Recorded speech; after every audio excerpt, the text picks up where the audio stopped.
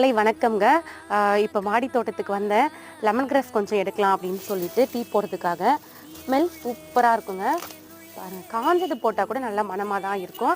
நம்ம சப்ஸ்கிரைபர் ஒருத்தவங்களுக்கு ஹாய் சொல்லிடலாம். காயத்ரி கணேசன், உங்களுக்கு ஒரு ஹாய்ங்க. அப்புறம் பார்த்தீங்கன்னா ஒரு அல்லி மலர்ந்துருக்கு, அதை பார்க்கலாம் வாங்க.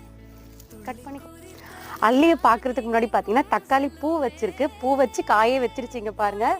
இதில் காய் வந்திருக்கு பாருங்களேன். ஃபஸ்ட்டு வந்து நமக்கு தக்காளி தாங்க காய்க்க ஆரம்பிச்சிருக்கு. இந்த பூக்கள்லாம் பார்த்தீங்கன்னா எவ்வளோ அழகாக இருக்குது பாருங்கள்.